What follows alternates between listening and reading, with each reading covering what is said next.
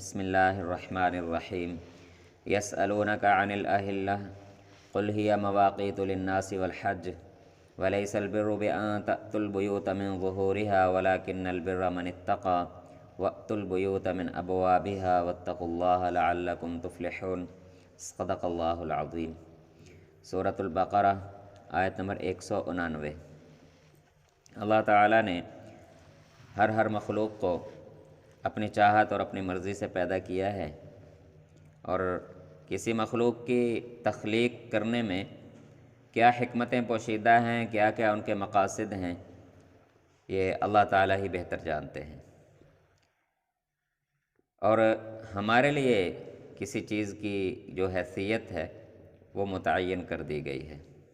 جس طرح سورج ہے تو اسے ہمارے لیے ایک روشنی کا ذریعہ بنا دیا ہے، بس اس سے آگے سورج کے ساتھ ہمارا کوئی تعلق، کوئی لین دین نہیں ہے۔ لوگوں نے سورج کی پوجا شروع کر دی، اس کو اپنا معبود اور خدا بنا لیا، ہمیں روزی دیتا ہے جی، فصلیں پکاتا ہے جی، دھوپ لے کے آتا ہے فلاں۔ اسی طرح چاند کے معاملے میں لوگوں نے الٹی سیدھی توہمات شروع کر دیں، الٹی سیدھی باتیں بنانا شروع کر دیں۔ تو نبی اکرم صلی اللہ علیہ وسلم سے یہ سوال ہوا چاند سے متعلق کہ جب نیا چاند نکلتا ہے تو اس وقت انسانوں کے لیے اس کا کیا تعلق ہے اس کا نئے چاند کے ساتھ، کہ لوگ اس کی پوجا شروع کر دیتے ہیں، ہاتھ جوڑ کے کھڑے ہو جاتے ہیں، یا مختلف رسومات جو جاہلیت میں آج کل بھی مختلف قوموں میں یہ چلتی ہیں، نیا چاند آتا ہے تو مختلف وہ رسمیں کرتے ہیں اس کے حوالے سے، جیسے اسے کوئی دیوتا بنا لیتے ہوں۔ تو اللہ تعالیٰ نے جواب ارشاد فرمایا کہ دیکھو تمہارے لیے صرف اتنا ہے کہ تمہارے لیے یہ وقت مقرر کیا گیا ہے، تاریخوں کا حساب ہے، بس اس میں تمہارے لیے احکام ہیں اللہ تعالیٰ کی طرف سے، بس ان کی پابندی تمہارے لیے ضروری ہے اور باقی کوئی حقیقت نہیں ہے۔ پہلی چیز یہ بیان کی گئی۔ دوسری چیز، حج کے موقع پر جو مکہ کے رہنے والے لوگ تھے، حرم کے قریب رہنے والے، تو وہ جب ان میں سے اگر کوئی حج کے لیے احرام باندھ لیتا، حج کی نیت کر لیتا، تو اس کے بعد پھر انہوں نے ایک اپنی یہ رسم بنائی ہوئی تھی کہ اب جناب جو بندہ حج کی نیت کر لیتا ہے، احرام باندھ لیتا ہے، اب جب تک حج مکمل نہ ہو اس کے لیے گھر جانا ٹھیک نہیں ہے، اس کو گھر جانے کی اجازت نہیں ہے۔ تو اب اگر کوئی مجبوری میں جانا پڑ جائے تو پھر کیا کرتے، گھر کے پچھلی سائیڈ سے چھت پر سیڑھی لگاتے، اوپر سے چڑھ کر اندر چلے جاتے، کہتے جی ہم سیدھے دروازے سے نہیں آئے، الٹی سائیڈ سے آئے ہیں، یا گھر کے پچھلی سائیڈ سے دیوار میں دروازہ بنا کر وہاں سے جاتے اگر کوئی مجبوری ہوتی۔ اب یہ دونوں چیزیں انہوں نے اپنی طرف سے بنا لی، اللہ کا کوئی حکم اس میں نہیں تھا۔ بھی آپ حج کر رہے ہیں، اگر کوئی مجبوری ہے، عذر ہے، مسائل ہے تو آپ گھر چلے جائیں۔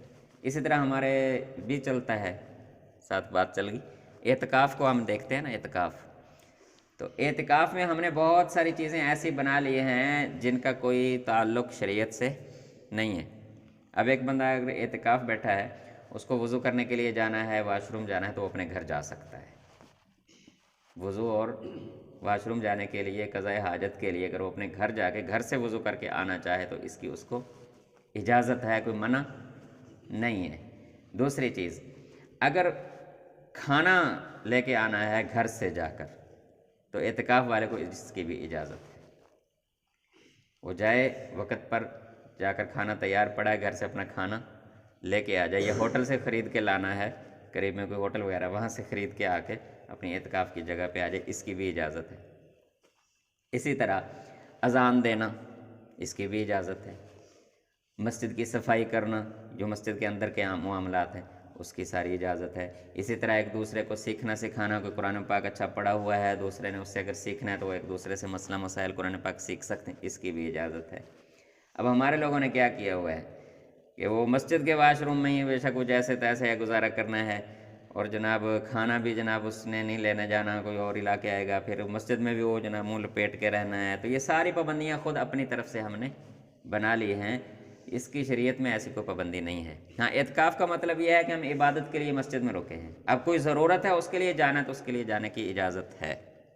تو یہ چیزیں ذہن میں رکھ لیں۔ تو اسی طرح انہوں نے بنایا کہ حج کی جو نیت کر لے جی، اب اس کے لیے گھر میں جانا جائز نہیں ہے۔ اب اگر کوئی مجبوری جانا پڑ گیا جی، پیچھے سے جناب چھت پر چڑھیں گے، وہاں سے پھر اندر اتریں گے، بس ایک نیا ایک کھڑا کر لیا نظام۔ تو اللہ تعالیٰ فرماتا ہے کہ یہ کوئی نیکی کے کام نہیں ہے جو تم نے اپنے اوپر لگائے ہوئے ہیں۔ نیکی یہ ہے کہ جن کاموں کا اللہ نے حکم دیا ہے ان سے بچا جائے، ان سے اب بچتے نہیں ہو۔